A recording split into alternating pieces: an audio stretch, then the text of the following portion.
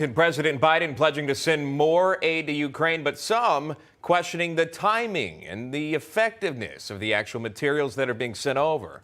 For more on the story, we'll bring in Newsmax national correspondent Logan Raddick live at the Pentagon this morning for us with the latest. Logan.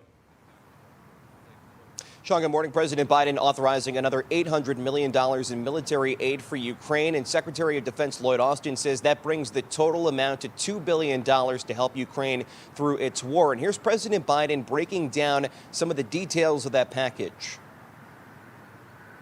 It includes 800 anti-aircraft systems to make sure the Ukrainian military can continue to stop the planes and helicopters that have been attacking their people and to defend their Ukrainian airspace. And at the request of President Zelenskyy, we have identified and are helping Ukraine acquire additional longer-range anti-aircraft systems and the munitions for those systems. Our new assistance package also includes 9,000 anti-armor systems. It'll include 7,000 small arms, machine guns, shotguns, grenade launchers to equip the Ukrainians, and as well as the ammunition, artillery, and mortar rounds to go with small arms, 20 million rounds in total, 20 million rounds. And this will include drones, which demonstrates our commitment to sending our most cutting-edge systems to Ukraine for its defense.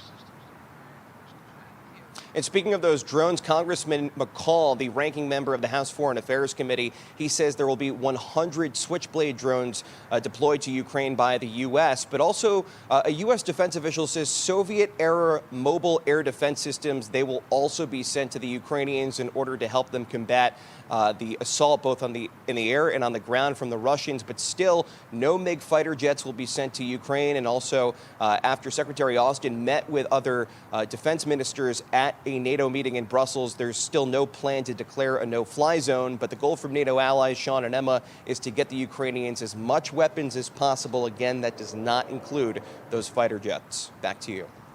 All right, Logan Raddick reporting live there for us there live at the Pentagon. Again, we're just showing you a video there of Secretary Lloyd Austin as well. This on the heels of a NATO summit next week, what Biden will be attending. Logan, thank you. Joining us now is Republican Congresswoman from South Carolina, member of the Transportation and Infrastructure Committee, Nancy Mace. Congresswoman, welcome back to National Report. As we listened yesterday, there was a passionate plea from President Zelenskyy to close the skies over Ukraine or send in additional aircraft and weaponry. The president is sending in more weapons, about $800 million worth. What's your analysis of President Biden's response? Well, that was another step in the right direction yesterday. I will tell you, during the address by President Zelenskyy, it didn't matter if you had an R or a D by your name. There was not a dry eye in the House as we heard his pleas firsthand for more assistance.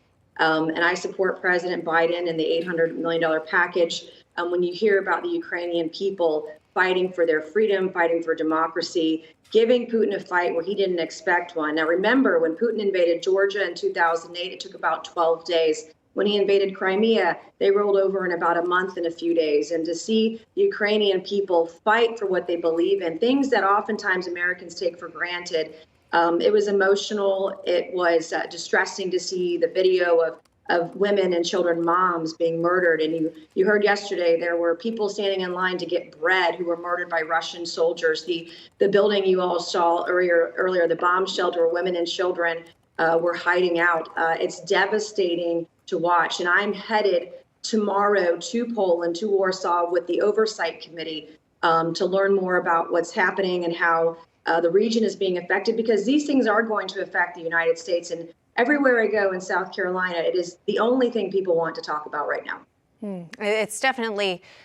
touched on the hearts of many Americans during this time, especially when you see these graphic images. And will be very interesting to hear what comes out of that Polish trip. In the meantime, Congresswoman, President Biden, he called Vladimir Putin a war criminal yesterday. It was the first time he did so. The U.S. has warned Russia against using chemical or biological weapons. Should Americans be concerned that this could be Russia's next move?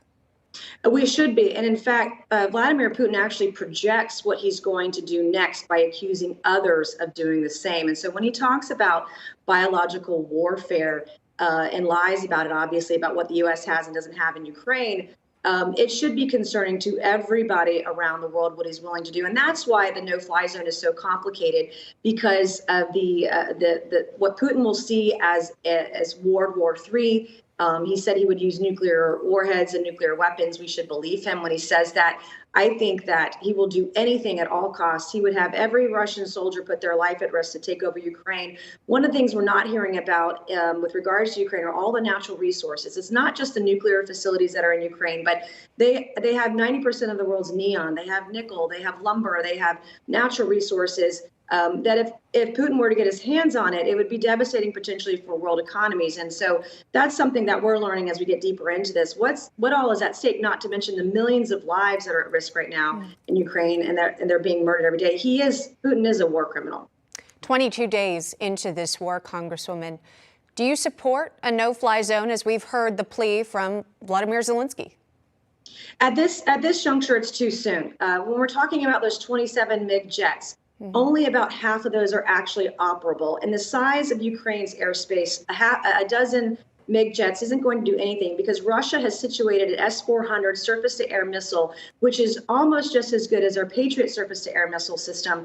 They can shoot anything down within 200 miles of where that piece of equipment is. And so unless you're an F-35 or you're going to invest billions of dollars in F-22s, there's no way around that. And those jets will very quickly be shot down.